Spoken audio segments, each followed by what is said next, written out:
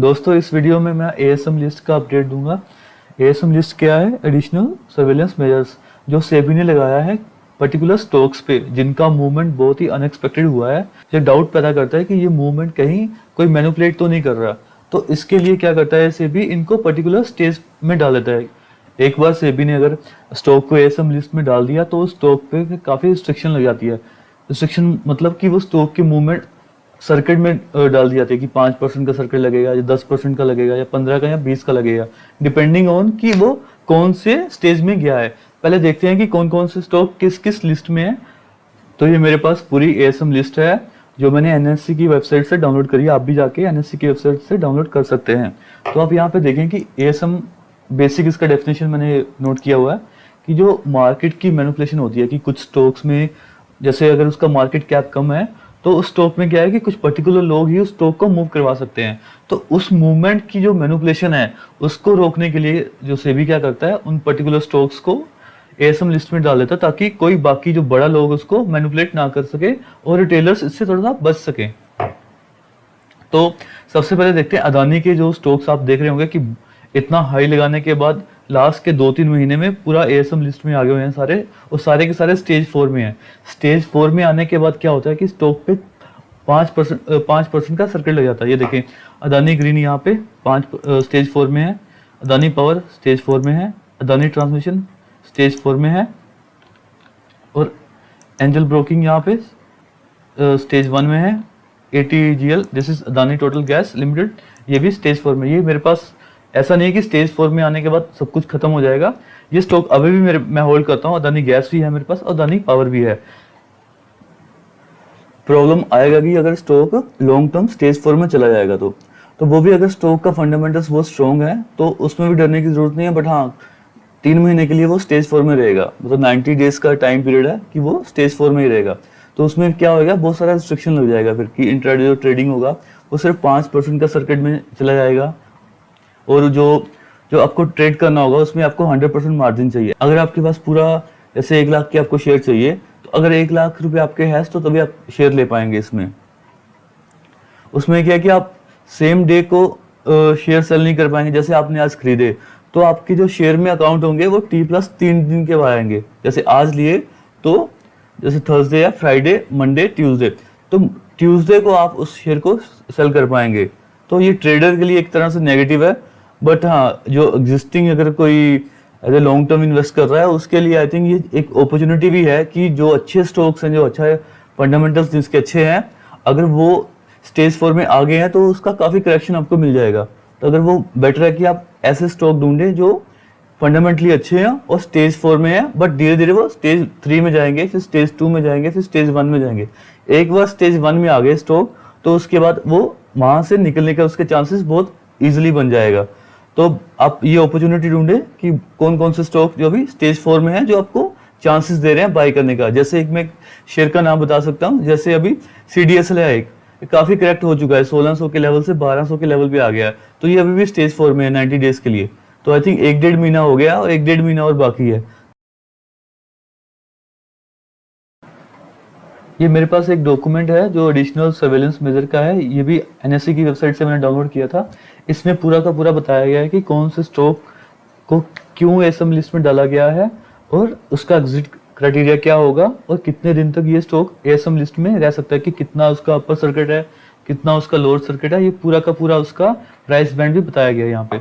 तो सबसे पहले कुछ शॉर्टलिस्ट किया हुआ है एएसएम फ्रेमवर्क के लिए कि किन बेसिस पे हम उस पर्टिकुलर स्टॉक को एएसएम लिस्ट में डालेंगे। तो सबसे पहला जो वेरिएशन है यहाँ पे मुझे दिखा रहा है वो है यहाँ पे हाई टू लो वेरिएशन, कि मतलब स्टॉक का हाई कितना है और स्टॉक का लो कितना है। अगर एक स्टॉक का प्राइस सपोज 100 चल रहा है और वो स्टॉक 1 महीने में 200 हो गया तो वो उसका जो लो हो जाएगा वो 100 होगा और उसका जो हाई हो जाएगा 200 हो जाएगा। तो अगर वो जो 100% मूवमेंट है अगर वो एएसएम लिस्ट के क्राइटेरिया में आती है तो वो सेबी इसको वापस एएसएम लिस्ट में डाल देगा। फिर उसके बाद आता है क्लाइंट कंसंट्रेशन। क्लाइंट कंसंट्रेशन यहाँ पे क्या है कि कंपनी के पास लाखों शेयर है तो उसमें है कि जो ऊपर के 10 बंदे हैं उनके पास 50,000 शेयर हैं। आप समझ रहे हैं कि 10% लोगों के पास 50% शेयर हैं, वो है क्लाइंट कंसंट्रेशन। ऐसा तो नहीं कि वो पर्टिकुलर 10% लोग ही पूरा का पूरा मूवमेंट करवा रहे हैं। फिर है क्लोज टू क्लोज वेरिएशन। इसमें है कि क्लोज प्राइस लास्ट, जैसे लास्ट डे फिर नेक्स्ट डे, ऐसे पर्टिकुलर 5-6 दिन या महीने के अंदर हर एक क्लोज प्राइस को सेबी मेजर करेगा। अगर उसके क्राइटेरिया में बैठेगा तो इसको वापस एएसएम लिस्ट में डाल देगा। एक मार्केट कैप है, ये बेसिकली जो एएसएम लिस्ट है ये छोटी कंपनियों के लिए है कि जिनका 1000 या 2000 या 3000 छोटा मार्केट कैप या स्मॉल कैप पे कंपनियां बोल सकते हैं हम। लार्ज कैप पे ये एएसएम लिस्ट नहीं लगती है। ये स्मॉल कैप के कुछ मिड कैप में, ये मिड कैप में ज़्यादातर ये स्टेज 1 या स्टेज 2 पे लगा है। कोई मैंने देखा है जिसपे स्टेज 4 लगा हो। वॉल्यूम का वेरिएशन भी एक बात आ गई। अगर वो 10% जो मैंने पहले पॉइंट बात किया था कि क्लाइंट कंसल्टेशन से ही वॉल्यूम वेरिएशन होगा, अगर 10% लोग ही पूरा का पूरा स्टॉक मैनिपुलेट कर रहे हैं तो वो वॉल्यूम को मैनिपुलेट कर सकते हैं, तो वॉल्यूम का वेरिएशन भी वहीं से आएगा। फिर देखेंगे कि उसका डिलीवरी परसेंटेज कहीं अनएक्सपेक्टेड तो नहीं हो रहा है, लास्ट के 1 मंथ से या लास्ट के पिछले 3-4 मंथ से कुछ अनएक्सपेक्टेड वॉल्यूम डिलीवरी तो नहीं हो रहा है, उसके पीछे क्या क्या रीजन है। दोस्तों उसके आता है नंबर ऑफ यूनिक पैन्स और P. Number of unique pans का तो सेम फंडा है जो क्लाइंट कंसल्टेशन का है, क्योंकि पैन डीमैट अकाउंट से लिंक होगा। फिर है पी मतलब प्राइस टू अर्निंग रेशियो। तो इसका भी एक क्राइटेरिया सेबी ने सेट किया है कि अगर किसी स्टॉक का पी बहुत ही ज़्यादा बढ़ जाए या बहुत ही कम हो जाए तो उसका भी एक क्राइटेरिया बनाए। मैं ये 3-4 क्राइटेरिया को आपको डिटेल में बताता हूँ कि कैसे स्टॉक जो एक एएसएम लिस्ट में जाता है, और बाद में मैं आपको चार्ट पे भी दिखाऊंगा कि स्टॉक कैसे कितना बड़ा था और क्यों वो एएसएम लिस्ट में डाला गया है। तो सबसे पहला पॉइंट हमने जो पढ़ा था वो था high to low price variation. So high to low price variation में क्या है कि लास्ट के 3 महीने में, या देखें यहाँ पे आपने, मैं आपको हाईलाइट कर देता हूँ कि लास्ट के 3 महीने में अगर स्टॉक का प्राइस 150% से ज़्यादा बढ़ता है और जो स्टॉक का बीटा है, मतलब उसका जो वोलेटिलिटी है निफ्टी की वेरिएशन से ज़्यादा होता है, मतलब कि मेरा स्टॉक आज 100 रुपया है और 3 महीने बाद स्टॉक का प्राइस 250 हो गया है, तो वो 150% बढ़ जाएगा। अगर वो 150% बढ़ गया, ठीक है, तो वो क्या करेगा, बट निफ्टी का जो वेरिएशन है वो चेक करेगा। निफ्टी अगर लेट्स सपोज कि 20% ही बढ़ा है 3 महीने में, तो ये स्टॉक का एक क्राइटेरिया बन जाएगा कि इसको अब एएसएम लिस्ट में डालने का टाइम आ गया है। अब इसके साथ है एंड भी है, तो वो सेकंड क्राइटेरिया भी वो स्टॉक को सपोर्ट करना पड़ेगा। तो सेकंड क्राइटेरिया क्या है इस केस में कि concentration of top 25 clients greater than equal to 25% of the combined trading volume of NSC and BSC in the last 30 days. इसका मतलब क्या है कि ये सेबी चेक करेगा कि जो उस स्टॉक में जो टॉप 25 लोग जो ट्रेड कर रहे हैं, अगर उनका वॉल्यूम टोटल वॉल्यूम के 25% से ज़्यादा हुआ तो ये भी एक क्राइटेरिया बनेगा उसको ऐड करने का। ये वॉल्यूम को चेक करेगा लास्ट के 30 दिन में। एक स्टॉक है, ठीक है, उसमें लाखों इन्वेस्टर्स हैं, लाखों, जैसे हम लोग रिटेल इन्वेस्टर लाखों हैं, बट जो 25 लोग हैं उसमें, जो टॉप के 25 लोग हैं, अगर वो पूरा का 25% से ज़्यादा का जो ट्रेडिंग वॉल्यूम जनरेट कर रहे हैं तो ये क्राइटेरिया बन जाएगा, क्योंकि सेबी ये एक काइंड ऑफ मैनिपुलेशन हो जाएगा स्टॉक के लिए। और थर्ड है इसमें कि कंपनी का जो मार्केट कैप है वो 100 करोड़ से ज़्यादा होना चाहिए जब वो इस सेबी इसको रिव्यू कर रहा होगा। सेकंड इसमें close to close price variation. ये वही है कि अगर स्टॉक का जो क्लोज प्राइस है, ये देखें यहाँ पे लास्ट के 60 दिनों में ट्रेडिंग डेज में 100% ज़्यादा हो जाएगा निफ्टी के वेरिएशन से, तो ये भी एक क्राइटेरिया बन जाएगा। तो जो टॉप, ये सेम जो सेकंड जो कंसंट्रेशन वाला पॉइंट है वो सेम जो हमने यहाँ पे पढ़ा है, ये सेम पॉइंट वही है, और उसका मार्केट कैप भी 100 करोड़ ही बोला गया है। जो थर्ड पॉइंट है वो है इसमें, ये भी close to close price variation है, बट ये अभी 365 डेज में है। और जो साथ में उसका जो क्राइटेरिया, सेकंड क्राइटेरिया क्या है, और हाई टू जो प्राइस का लो वेरिएशन है वो 200% से ज़्यादा हो जाए निफ्टी से, तो दोनों मिला के भी एक क्राइटेरिया बन जाएगा। ये देखें यहाँ पे 365 में लो और हाई प्राइस का जो वेरिएशन है 200% निफ्टी के वेरिएशन से ज़्यादा हो जाए। बट इस केस में क्या है कि कंपनी का मार्केट क्या 500 करोड़ से ज़्यादा होना चाहिए, पहले क्या था 100 करोड़ से ज़्यादा होना चाहिए, अब ये है कि 500 करोड़ से ज़्यादा वाली कंपनियों पे इम्पैक्ट करेगा। और इसमें जो लास्ट कंसिडरेशन वाला ये पॉइंट सब में है कि कहीं 25 जो टॉप क्लाइंट है वही तो नहीं है सारा कि सारा का सारा वॉल्यूम मैनिपुलेट कर रहे हैं। बाकी क्राइटेरिया भी सिमिलर से हैं, कुछ वॉल्यूम को लेके हैं, ये देखिए यहाँ पे कि उसका एवरेज वॉल्यूम 10,000 से ज़्यादा हो रहा है, वॉल्यूम ज़्यादा हो रहा है, डिलीवरी कम हो रहा है, मार्केट कैप 500 से ज़्यादा है, कंसंट्रेशन वाला पॉइंट तो सब में कॉमन है। उसके बाद एक क्राइटेरिया ये भी है कि अगर स्टॉक का जो प्राइस है, close to close price variation है, वो 25% से ज़्यादा हो जाए, किससे हो जाए, अपने इंडेक्स से। मतलब कोई स्मॉल कैप का स्टॉक है और इंडेक्स है उसका, तो स्मॉल कैप का अगर मूव 25% ज़्यादा हो जाए 15 दिन में, ठीक है, तो एक क्राइटेरिया। अगर 30 दिन की बात करें यहाँ पे तो 50% अगर ज़्यादा हो जाए, अगर 3 महीने में बात करें और 90% से ज़्यादा हो जाएगा। अगर कोई स्टॉक स्मॉल कैप का स्टॉक है, कोई बहुत सारे स्टॉक है स्मॉल कैप का, अगर वो उसका मूव पूरा स्मॉल कैप इंडेक्स से 90% से ज़्यादा का मूव हो जाए 3 महीने में, तो ये भी एक क्राइटेरिया बन जाएगा उसको एएसएम लिस्ट में डालने का। ऐसे बहुत सारे क्राइटेरिया हैं। सिमिलर वे में सारे वॉल्यूम से या उसके क्लोजिंग प्राइस से अपने इंडेक्स से ज़्यादा वॉलेटिलिटी हो जाए, या उसमें ज़्यादा 100% 200% मूव आ जाए किसी पर्टिकुलर 2 महीने में 3 महीने में, ऐसा मूव आ जाए तो वो सब एक क्राइटेरिया बन जाएगा। उसके बाद क्या होगा, अगर कोई भी स्टॉक ऊपर वाले सारे किसी क्राइटेरिया में फिल हो जाएगा तो वो उसको डायरेक्ट स्टेज 4 में डाल दिया जाएगा। स्टेज 4 में डालने के बाद क्या होगा कि जब T+3 डेज के बाद, T+3 डेज का मतलब है कि जब उस स्टॉक को शॉर्ट लिस्टेड किया गया था वो था टी डे, ठीक है, उसके 3 दिन के बाद से उस पे ये सारे जो एएसएम लिस्ट वाला है सब लग जाएगा उस पे। उसके बाद क्या रहेगा, वो मिनिमम 90 डेज तक स्टेज 4 में रहेगा। 90 डेज कंप्लीट होने के बाद उसको क्या करेंगे, स्टेज वाइज रिव्यू। तो स्टेज वाइज रिव्यू होगा। अगर स्टॉक का मूवमेंट फिर से सस्पिशियस ना लगा 90 डेज के बाद भी, और ऊपर वाले किसी क्राइटेरिया को फिर से उसने कहीं फिल तो नहीं कर दिया, अगर फिल नहीं किया तो वापस इसको क्या करेंगे, स्टेज 3 में डालेंगे, फिर स्टेज 2 में डालेंगे, फिर स्टेज 1 में डालेंगे। अगर ये किसी क्राइटेरिया में फिर से फिट हो गया तो इसको अब फिर से वही स्टेज 4 में ही रहना होगा। हम वापस अपनी एएसएम लिस्ट पे आ जाते हैं। तो मेनली क्या होगा कि जहाँ तो स्टॉक स्टेज 1 में होगा या स्टेज 4 में होगा, क्योंकि स्टेज 2 और 3 का टाइम पीरियड बहुत ही कम होगा। तो हम देख लेते हैं यहाँ पे स्टेज 4 में कितने स्टॉक्स हैं। तो स्टेज 4 में देखूँ अगर मैं यहाँ पे, तो मुझे दिखा रहा है, देखिए यहाँ पे अगर मैं आपको मार्क करके दिखाऊँ तो 70 स्टॉक्स है हमारे पास। यहाँ में टोटल 414 स्टॉक्स आ रहा है और स्टेज 4 में आ रहा है 70 स्टॉक्स। कौन कौन से मेन स्टॉक्स हैं जो स्टेज 4 में है, एक तो अदानी के सारे स्टॉक्स हैं, इसमें से मैं अभी भी होल्ड कर रहा हूँ, अदानी पावर होल्ड कर रहा हूँ, अदानी गैस होल्ड कर रहा हूँ। CDSL है, ये जो मेरा वन ऑफ द फेवरेट है, इसको मैं और ऐड करूँगा। दीपक फर्टिलाइजर है। ऐसे बहुत सारे स्टॉक्स हैं जो फेमस स्टॉक हैं। एक न्यूलैंड है, जो मैंने पहले ही बताया कि न्यूलैंड बहुत अच्छा स्टॉक्स है। और है इसमें टेल्ला है, ठीक है, टेल्ला is very good stocks. Tata steel BSL भी अच्छा स्टॉक्स है। तो ये सारे स्टॉक्स हैं, ये स्टेज 4 में है। अभी हम देखते हैं कि स्टेज 3 में कितने स्टॉक्स हैं। मैं अगर स्टेज 3 का फिल्टर लगाऊं यहाँ पे, स्टेज 3 तक कोई एक भी स्टॉक नहीं है, तो सीधा मैं स्टेज 2 पे जाता हूँ, 1 को फिर स्टेज 2 में जाता हूँ। स्टेज 2 में सिर्फ 3 स्टॉक है, इसके तो मैंने नाम भी नहीं सुने हुए।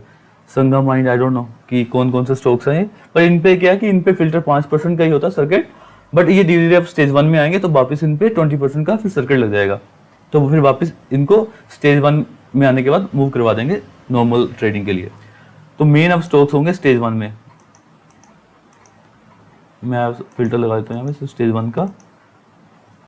तो देखिए आप सारे के सारे मेन जो 300 यहाँ पे देखें, यहाँ पे ये ऑलरेडी मार्क है, यहाँ पे 340 स्टॉक आ रहे हैं 414 में से जो स्टेज 1 में है। इसको डिलीट कर देता हूँ यहाँ से, मार्कर करो। तो मेन मुझे जो दिखा वहाँ पे एक एंजल ब्रोकिंग है जो स्टेज 1 में। स्टेज 1 में कोई टेंशन नहीं, कोई इस पे 5% का सर्किट नहीं, 20% का सर्किट बहुत ज़्यादा होता है, कोई टेंशन नहीं। बस ये है कि आपको मार्जिन के लिए वो फाइट है कि आप इंट्राडे ट्रेडिंग में क्योंकि मार्जिन चाहिए होता है। इसमें क्या है कि आपको फुल कैश आपके पास, जैसे 1 लाख का चाहिए शेयर लेना है तो 1 लाख रुपए आपके पास होना चाहिए। ये थोड़ा सा रिस्ट्रिक्शन है यहाँ पे।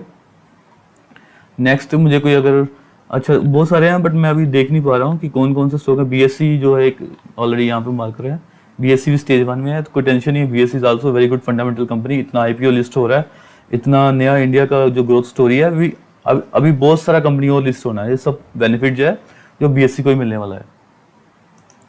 नेक्स्ट स्टॉक अगर कोई मुझे दिखता है मार्क किया हुआ, मैं देखता हूँ। ओके, ईज माई ट्रिप है, एक डेनप्रो है, दोनों अच्छे स्टॉक हैं। एक केमिकल स्टॉक है, एक ईज माई ट्रिप तो आपको पता है कि बुकिंग या एयर टिकट्स कोई भी टिकट्स के लिए ये भी आई थिंक काफ़ी अच्छा, ये डबल हो गया था रिसेंटली, तो इसलिए इसको स्टेज 1 में कोई टेंशन की बात नहीं है, आप इसको होल्ड कर सकते हैं।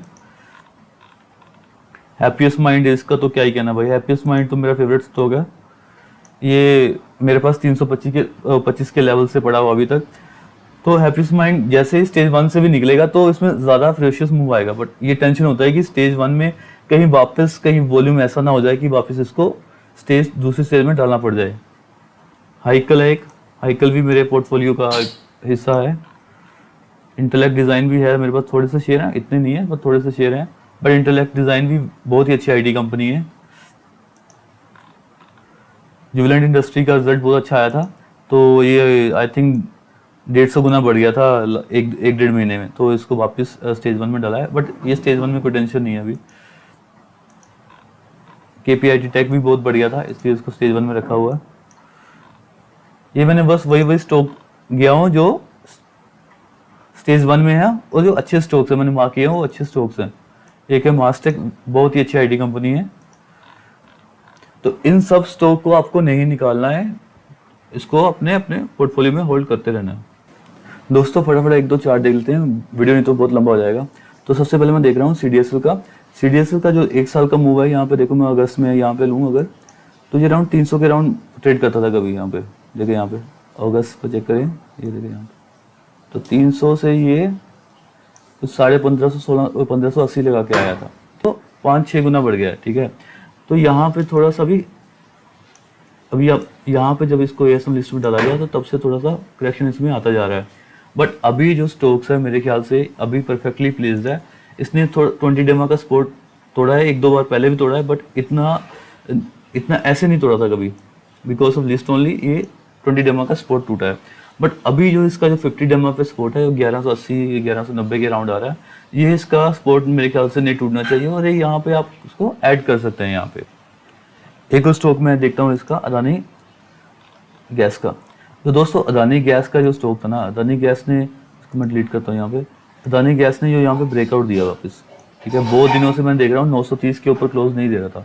मैंने यहाँ पे शेयर भी किया था, आई थिंक मैंने यहाँ पे शेयर कर दिया था चार्ट, यहाँ पे और यहाँ पे शेयर किया था शायद, कि ये अगर ये 930 पे क्लोज होगा तो ये काफ़ी अच्छा मूव दे सकता है। देखो यहाँ पे इसने 20 डेमा को भी निकाल दिया। बहुत ही अच्छी बात है कि इसने 50 डेमा के ऊपर क्लोज दिया है, तो ये यहाँ से बहुत बड़ा मूव वापस ले सकता है, क्योंकि फंडामेंटल तो ये है कि गैस, इंडिया में गैस का फ्यूचर बहुत ही तगड़ा है। मैं देख रहा हूँ यहाँ पे हर जगह पे गैस स्टेशन लग रहे हैं, और जो सिटी लाइन गैस लाइन जो पड़ रही है वो अब जो ये नॉर्मल हम सिलेंडर लेके आते हैं वो धीरे धीरे ख़त्म हो जाएगा, और डायरेक्ट गैस कनेक्शन ही लोगों के घरों में लगने वाले हैं। तो उसमें गुजरात गैस, अदानी गैस, ये और IGL तीनों बहुत ही अच्छे फ्यूचर के लिए पोर्टफोलियो स्टॉक हो सकते हैं। एक लास्ट स्टॉक देख लेते हैं। ओके, सो दोस्तों हैप्पीस्ट माइंड में कोई टेंशन नहीं है, कोई थोड़ा सा करेक्शन आया था जब से इसको स्टेज 1 में डाला गया था, बट ये जो करेक्शन है, ये जस्ट एक इतना बड़ा जो मूव है उसका थोड़ा सा प्रॉफिट बुकिंग हो रहा है। मैं देख रहा हूँ कि इस करेक्शन में वॉल्यूम नहीं है, ये ऑलरेडी मैं बहुत बार एक्सप्लेन कर चुका हूँ, तो उसमें कोई वॉल्यूम नहीं है, और यहाँ से ये 20 डेमो पे काफ़ी अच्छा सपोर्ट ले रहा है। अगर यहाँ पे 1450 के ऊपर एक बार क्लोज देता है डेली और वीकली, तो यहाँ से वापस इसके ऑल टाइम हाई पे टच करेगा। अगर ऑल टाइम हाई पे एक बार क्लोज दे दिया तो वापस यहाँ से 1900 का टारगेट 100% बनेगा 1-1.5 महीने। आई थिंक दोस्तों इतना काफ़ी है इस वीडियो में। आप भी कोई टेंशन नहीं है, आप स्टेज 1 में तो कोई टेंशन नहीं है, बट हाँ स्टेज 4 के जो अच्छे स्टॉक्स हैं उनको पकड़ के रखें, और उसमें थोड़ा सा ओवर करेक्शन होने पे उसमें अपना पोर्टफोलियो में ऐड करते जाएं धीरे धीरे। सिप ही कर लें कि अगर 10% और कम होगा तो आप इसमें अपना 10% और ऐड करेंगे। Thanks for watching. If you like the video please do like, share and subscribe. Thank you.